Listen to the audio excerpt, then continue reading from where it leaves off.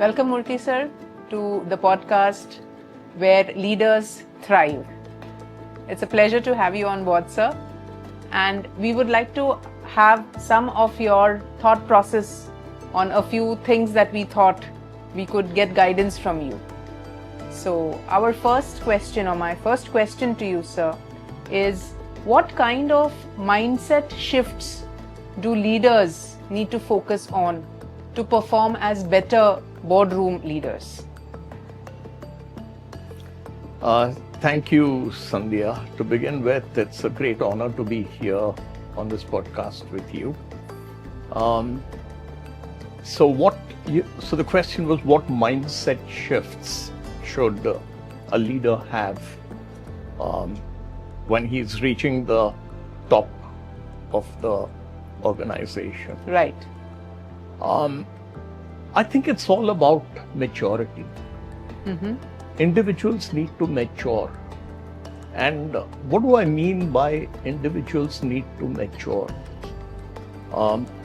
There's a very famous model that comes to my mind. When we start, we always join an organization as a team member, right?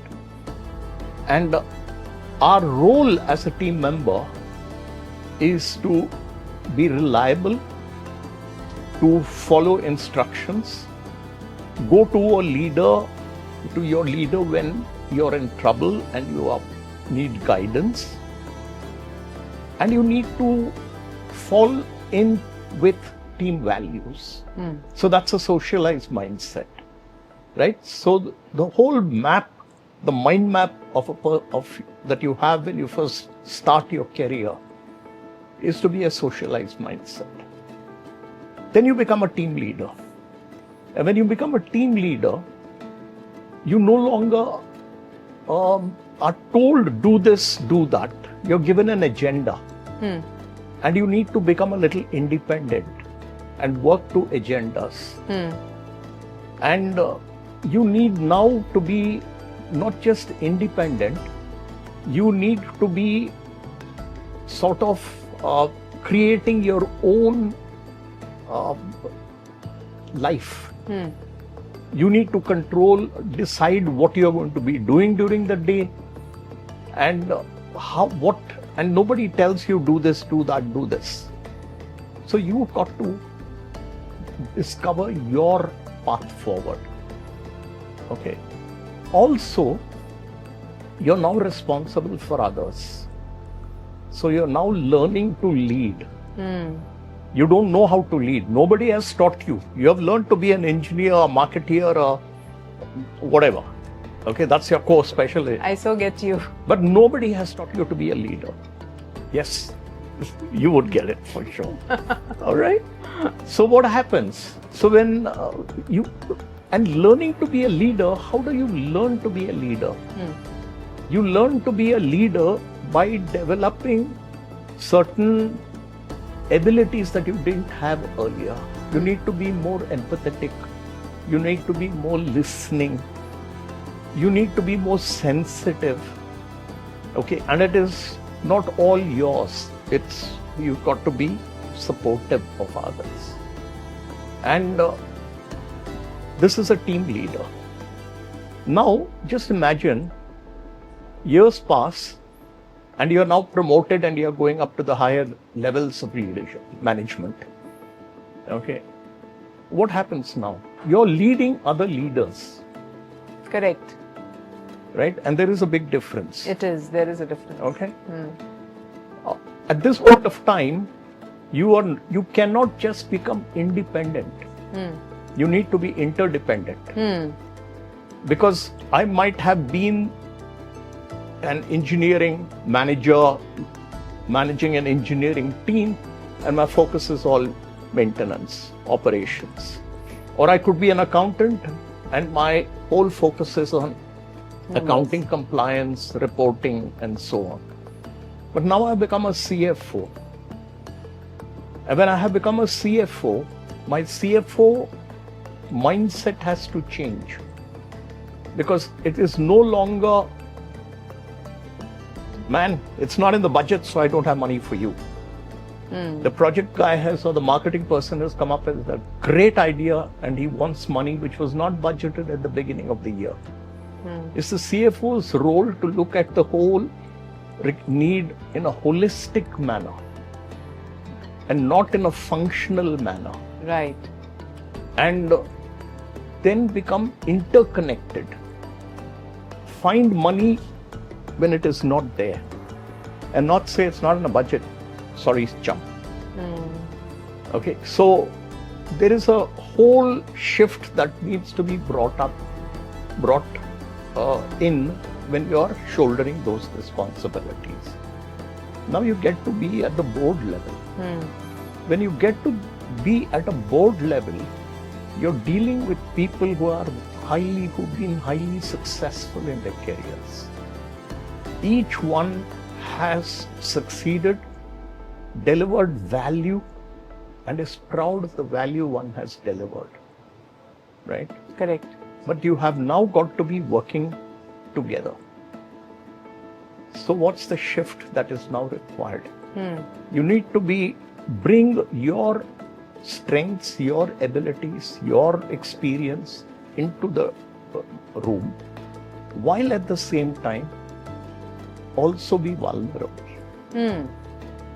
And know that there is something that the other person can contribute, that the other members of a board can contribute, that I can learn from. So now there is a need now to unlearn and learn. So you're going full cycle again. Absolutely. Right? Absolutely. So this is the mindset shift that is really needed. So from being a dependent to independent to interdependent. Amazing. And be balanced. And be balanced. And be balanced. Recognize your strengths and yet at the same time be vulnerable. And say there is more to learn than what I already know. No. Okay. Those would be the major shifts. Those are the major shifts you would look at. So if this is so, sir, managing the expectations and maintaining the harmony in the board, there could be some effective strategies, if you could suggest some, that within the board, harmony towards the management, towards the business, towards the employees, the stakeholders, the investors. The board is answerable to so many people. And if the board isn't harmonious, amongst themselves, it does pose a problem. Can I just flip the question a little bit? Please. You talked about board. The board needs to be harmonious, you said. And the question that comes to my mind is it a board that needs to be harmonious? Or is it that people in the board need to be able to connect with each other? I think the second one. So it's the people in the board that people in the board. Right? Yes. So when I talk about people in a board connecting, how does that connection happen, Sandhya? Does it happen in a boardroom at a board meeting? No. Does it happen when you're discussing some major issue or proposal or whatever in a boardroom or in an audit committee? No. This connection happens outside the boardroom. Outside the boardroom. So if you and I have connected and we are comfortable with each other and my energy connects with your energy and your energy connects with my energy, then in the boardroom, it's a harmonious relationship. So the question comes, how does this energy connect happen? Correct. So it comes to that old question, doesn't it? How do you build trust? How do you build trust? Yes. How do you earn someone's respect? Correct. It comes down to that. And I believe that the best way of doing it is over a cup of coffee. I'm sure, sir. So that could be the most effective strategy, of connecting, the human connection. Absolutely. That would actually, and the quality of that connection will be reflected during the board meeting. In how you during interact the with audit. each other in a board meeting. Yeah. Amazing. Amazing. So I've been to many boards Sure. where people can't call each other by name. Oh. It's Mr. So-and-so or Madam. I said, what? I mean, I won't call, I never used to do this with my team in earlier years. Why do we have to address each other so formally in a meeting? Understand, sir. Wonderful. I'm a firm believer of this. So the whole idea of where leaders thrive is to bring in these different perspectives. I'm sure our listeners, our viewers today would pick up something different, of what they know perhaps. As many people, like even in my course, when I come across leaders, so they say that, there has to be more formality, there has to be more professionalism. My professional avatar is different from my personal avatar. And in my mind, I may not have the occasion to say it out loud, but in my mind, I definitely say it that, that is what is causing you stress. You are wanting to put up a mask and you're wanting to put out the mask, and that is what causes a lot of stress. And Hindi में बोला जाए तो शायद leadership इसीलिए बदनाम है. People are not encouraged because they feel कि अरे यार मुखौटा पहनना पड़ेगा. I'll tell you, I believe that we live in a world of language. And when we come up and say we need to be formal, we need to be structured, what do we mean by structured, formal? Okay, these are words, right? When I say I want to be structured, what do I want to say? I want to say I want to be rigorous. I don't want to waste time. I want to respect the other person's time. But I say I want to be structured. Okay. But suppose I lose the word structured and say I'm going to respect Sandhya's time. Okay. And I'm going to be organized in my communication, in what I say. I'm going to listen actively. Amazing. When I do that, then I'm still structured. Amazing. I'm still formal, right? Amazing. But it is something that I do and yet build a connect. Wonderful, sir. So in your experience, Murthy sir, how do you think, compared to India, how are global companies looking at leadership development compared to Indian companies looking at leadership development? Do you see a difference? Sandhya, I worked with Indian companies. I was part of Huhtamaki, which is a Finnish company. Yes. I have worked very closely with a whole host of Italian organizations, German organizations, American organizations, Japanese organizations, and many organizations from many of these countries. I won't, tar them all with one brush. Okay. So it's not that all Japanese are high-performing boards, or all American boards are high-performing, or all German boards are innovative and growth-oriented. No. And I've seen the same thing happening within Indian organizations. Okay. I think it's organization specific. I'll give you an example. Please. Take Finnish organizations. You know what I call a Finn? A cold-nosed, number cruncher. Okay. I'll label them. All Finns have that trait that I have seen. They're all very, very, numerate. They all want, KPIs and, following metrics, and they're very, very rigorous.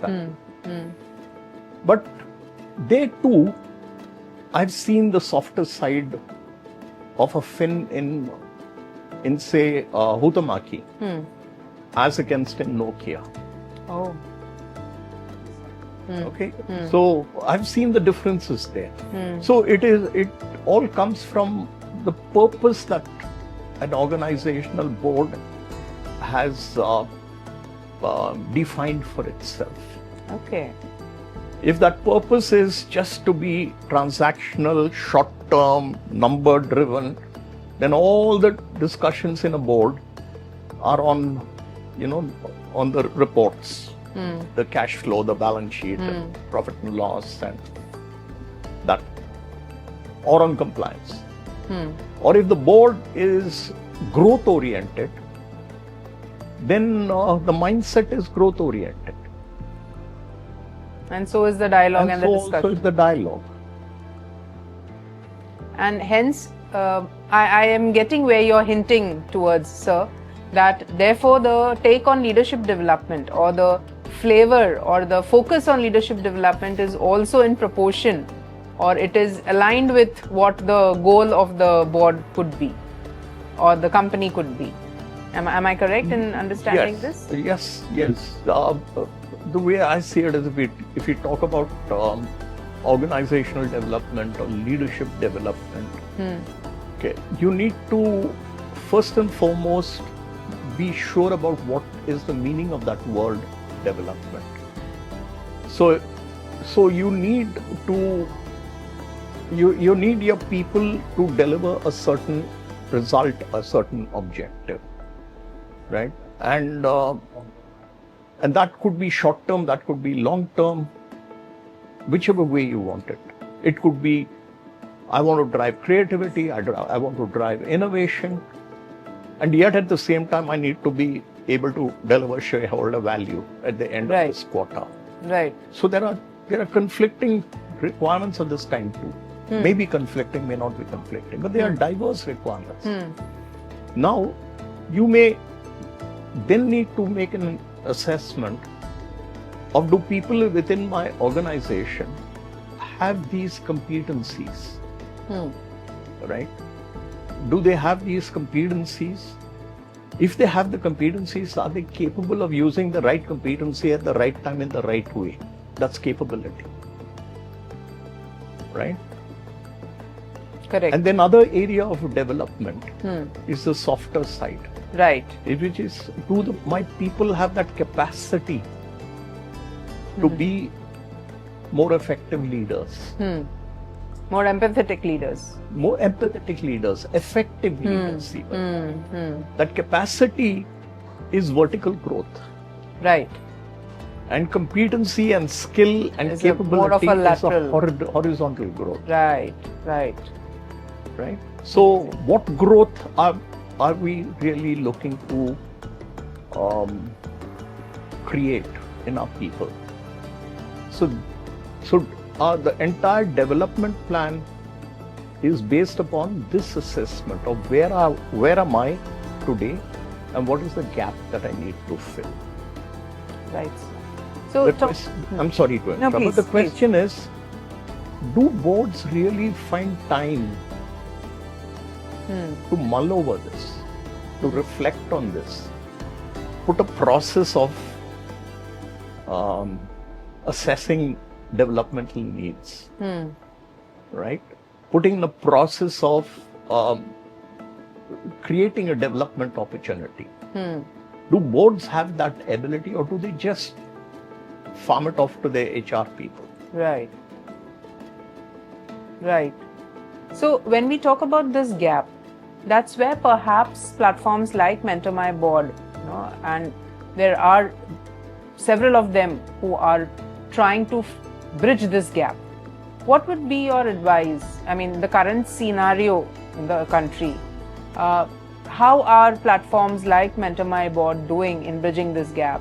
What should they focus on? What kind of direction would you like them to take?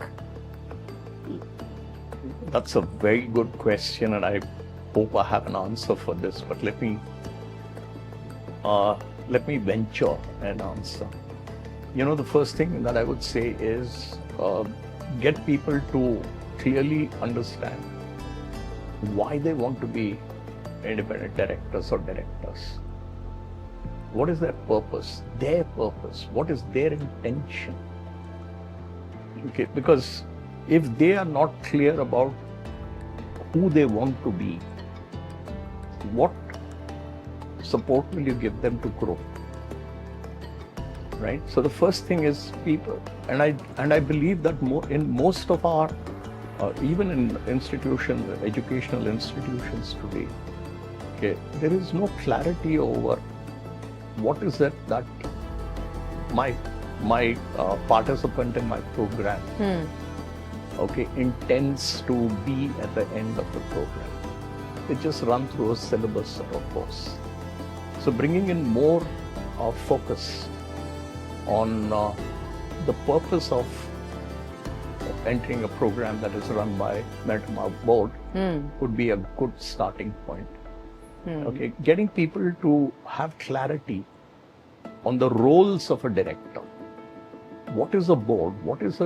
Who is a director? Who is an executive director? Who is an independent director? Okay, what is the purpose of each one of these roles? Bringing clarity around that is important. Okay, and then of course I think NLP is doing a great job of skill training and giving them. I picked up my certification through NLP, so I know.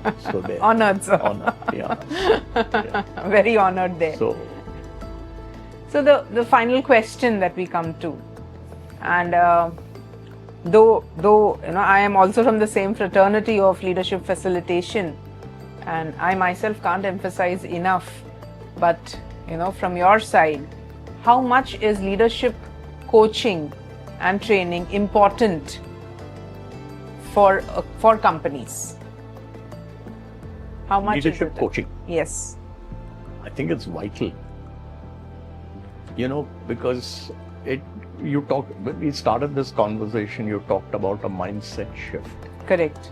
So this takes me back to that question, and I probably should have brought this out then itself. Okay. We as leaders, we get into that habit of telling people what to do. I know you do. Okay. So we tend to see people as being helpless, and we need to show them what to do, help them what to do. Okay. But in truth, if you really want to get the best out of a person, you got to realize that the words I use in my coaching, every single person is whole, complete, and perfect. If the person doesn't know something, the person definitely has the power to learn. In today's world, knowledge is free. Correct. You don't need to tell a person what needs to be done or what must be done differently. No. A person who wants to learn will learn. Correct. Okay. But why does a person then really not grow? Because there are some things within that is holding that person back. Okay. So a leader needs to be, to use a cliched word, a servant leader. Right? A leader needs to be seeing himself as a support. Right. And support how? By asking what the other person needs. So for instance, when I do my coaching of a leader in a leading practice, what do? I ask the person, you want to be a better coach, right? So will you tell me, how can I support you to be a better coach? So it's not I coming up and saying, here are the skills and the competencies, 8 competencies of ICF which you should pick up and learn. No. Ask the person, what do you want? How can I support you? Here's a book with all the 8 competencies. So what keeps you from being able to do that? Right. My client will tell me. So a leader needs to learn this practice of being able to ask people, hey, you know what? This is what we need to achieve. Okay. How do you think we can do it together? Right. And that's a big shift for leaders to make today.